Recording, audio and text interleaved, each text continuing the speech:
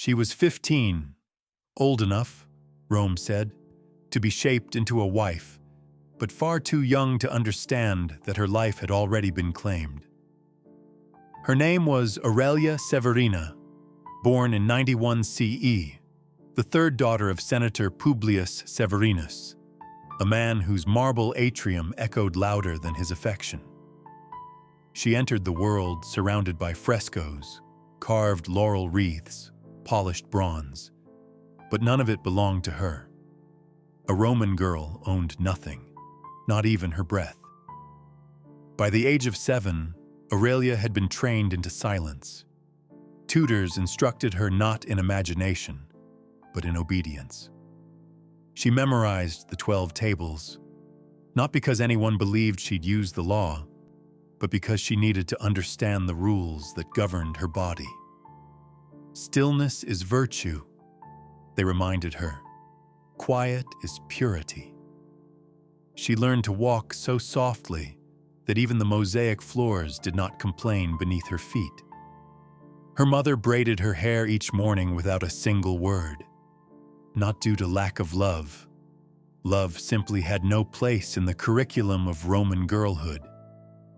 Each twist of the braid was a reminder. Your life is preparing to leave this house. Aurelia understood early that she was being shaped not for adulthood, but for transfer. A vessel polished for another man's lineage. The Severinus villa was magnificent, a display of power and wealth, ivory statues staring from every corner, walls decorated with battles Aurelia would never be allowed to speak about. But beauty doesn't cancel captivity. A palace is still a prison when every door is locked from the outside. At night, she would sit in the peristyle garden, beneath vines heavy with grapes, listening to her father's voice drift from the atrium. Military reforms, tax disputes, the movement of legions in Germania, everything mattered except her. She could pass him in the hallway with perfect posture, perfect modesty, perfect silence, and he would simply nod, as if acknowledging a piece of furniture. In public, Aurelia played her role flawlessly. Draped in pale linen, eyes lowered, she appeared the ideal Roman maiden, admired from afar, never truly seen. She smiled just enough to seem well-trained, never enough to be remembered, because Roman daughters were not meant to take up space. They were meant to be exchanged like political signatures. By 106 CE, when she was promised to a man she had never met, her future was already sealed. The contract wasn't read to her, merely announced. Her silence was assumed, her compliance guaranteed. Rome did not ask girls what they wanted. Rome told them who they would become. The day of her wedding approached like an execution cloaked in ceremony. Musicians filled the house with rehearsed melodies, joyless, perfunctory, meant only to impress the watching elite. Aurelia stood in the atrium, wrapped in the flammeum, the traditional orange-red veil, its fabric older than her mother. It smelled faintly of incense and something metallic, like old coins, centuries of brides, boiled into a single ritual. Slaves had scrubbed her skin until it stung, perfumed her hair, painted her cheeks with saffron. She felt less like a bride and more like an offering polished for sacrifice. Outside, guests gathered in bright togas, whispering about politics, about the weather, about the menu for the feast, but never about the girl whose life was ending in real time. The priest muttered sacred formulas from the Book of Auguries. He placed salted bread into her palm and olive branches at her feet. It looked holy. It felt performative. Rome excelled at turning domination into ceremony. Aurelia's mother adjusted the veil one final time, lowering it completely over her daughter's face. In that suffocating moment, Aurelia understood. She was disappearing. The girl she had been ceased to exist. What remained was a product ready for delivery. Then the groom arrived. Marcus Gaius Varro, 32 years old, honored twice for service along the Danube, respected in the Senate, feared by his subordinates, and utterly unknown to the trembling girl beneath the veil. She had seen him once from a distance during a banquet. His expression never softened. To Rome, he was the model of masculinity. To Aurelia, he was a stranger with rights over her body. He placed his hand, not in hers, but on her shoulder. A gesture of ownership, not affection. The procession began. They left the villa to the sound of guests shouting, "Talesio," an ancient cry tied to the legendary abduction of the Sabine women. Rome liked to pretend its weddings were dignified, but the roots were conquest. Always conquest. Aurelia walked toward a house that was not hers, surrounded by laughter that didn't include her, her breath trembling behind the veil. No one looked closely enough to see. Marcus waited at the threshold of his domus, back rigid, armor polished, jaw tight. As she crossed the entry, stepping over the ceremonial hearth, symbol of the household she now belonged to, Roman law transformed her. She was no longer Aurelia Severina. She was Marcus's possession. Marcus's household stood assembled as she crossed the threshold. Slaves, tutors, scribes, even 2 veterans from his legionary cohort stationed along the limes Danubii. Their eyes followed her not with curiosity, but with a clinical detachment reserved for livestock newly purchased at market. She wore the red veil. He wore his military cloak, its clasp shaped like an eagle, symbol of command, domination, empire. In her trembling hands, Aurelia held the wedding torch, its flame crackling in the dim hall. Marcus held a scroll, their marriage contract, drafted by jurists, approved by senators, witnessed only by men. Its clauses detailed property, dowry, obligations, heirs. But nowhere on it appeared a single sentence about her will or her voice. She existed only in the margins, as a commodity transferred. For Marcus, this marriage was a strategy, a consolidation of alliances, guarantee of heirs who would strengthen his standing when the next provincial governorship became available. Aurelia knew none of this. She only felt the walls shrinking around her as they walked through corridors lined with frescoes of battles she had never been allowed to learn about. At the end of the hallway stood a heavy cedar door. Behind it, the lectus genialis, the marriage bed, draped in pale linen, flanked by laurel branches harvested at dawn. A jug of spiced wine sat beside a locked box of ornaments, gifts Marcus would never ask whether she wanted. He nodded once to the priest, once to the torchbearer. Then he pushed the door open. No one followed them. What happened next was, by Roman tradition, sacred. In reality, it was sanctioned isolation, an erasure disguised as ritual. The chamber was dim, lit by a single torch whose smoke spiraled like a thin, unanswered prayer. The air smelled of crushed myrtle and stale oils, reminders of countless brides who had stood in this same suffocating silence. Aurelia's veil was lifted, her hair unpinned. Her face, pale, unsteady, felt exposed, as if the walls themselves were watching. Only the carved household gods sat in the corners, stone eyes frozen in cruel indifference. Marcus stepped inside without hesitation. He was not nervous, not uncertain. He moved like a man approaching a task he had been promised by law and culture since boyhood. She had been raised for this moment too, though in a very different way. He approached slowly, deliberately, the way a commander approaches a document requiring his seal. She did not flinch. Roman daughters were taught that fear was dishonorable, that stillness was grace, that obedience was survival. He reached for her hand, not to comfort, but to finalize what the empire had already decided. This gesture marked the transition from girl to wife, from person to possession. Outside, musicians played for the guests who drank wine and laughed beneath lanterns. But inside this room, there were no witnesses, no one to testify to the truth of what she felt. The empire did not record the sounds of this chamber. It recorded only the lineage that might come from it.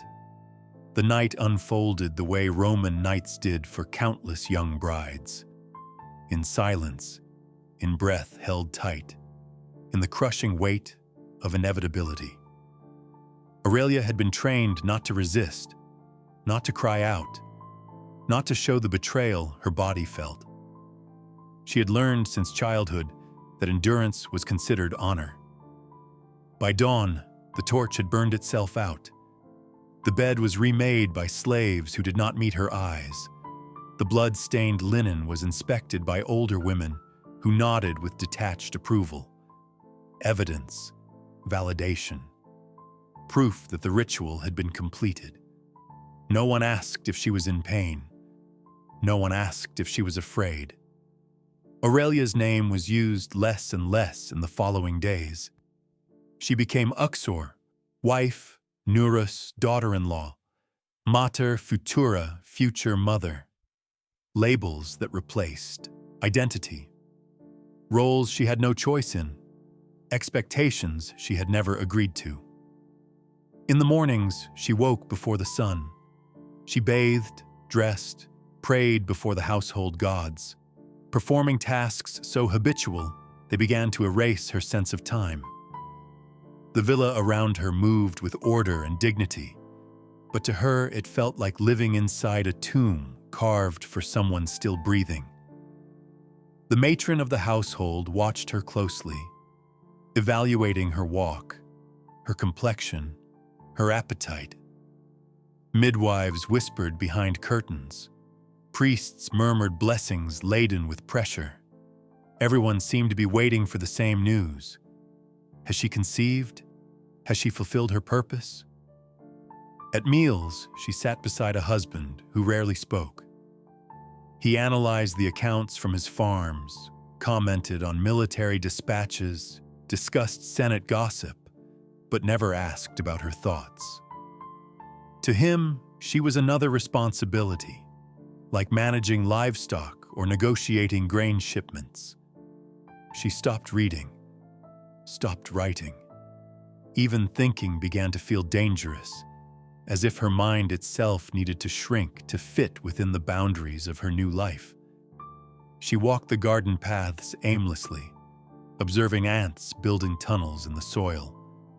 Their tiny bodies moved in perfect order, each knowing its role. She wondered if they too had been trained into silence. Rome praised virginity, but in marriage it praised compliance. Aurelia's purity had been valuable only as proof of ownership. Now her value lived in what she did not say.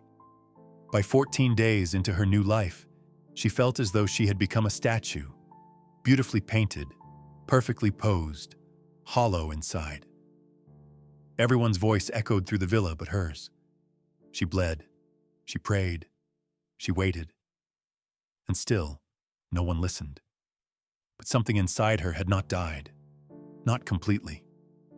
Late one afternoon, as shadows thickened around the statue of Juno in the garden, Aurelia found a scrap of old linen caught beneath a vine. She hid it beneath her sleeve. At twilight, when the household grew quiet, she dipped its edge into soot from an extinguished lamp and pressed it to the stone base of the statue. She wrote one line, just one, her own words, her rebellion.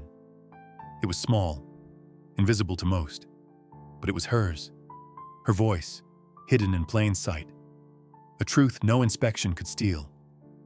It happened in the second spring. Aurelia had just turned 16, though she felt decades older. Her pregnancy had grown in silence. No feasts, no garlands, only nods of satisfaction from midwives and distant blessings from priests who treated her body like a vessel whose soul had never mattered. Marcus had been away for weeks inspecting agricultural estates near Capua, sending messages not to her but to the steward. Instructions about harvest quotas, tax payments, fertilizer mixtures. Not once did he ask after his wife. The labor began sooner than expected. Aurelia was alone in her chamber when the pain struck like a blade.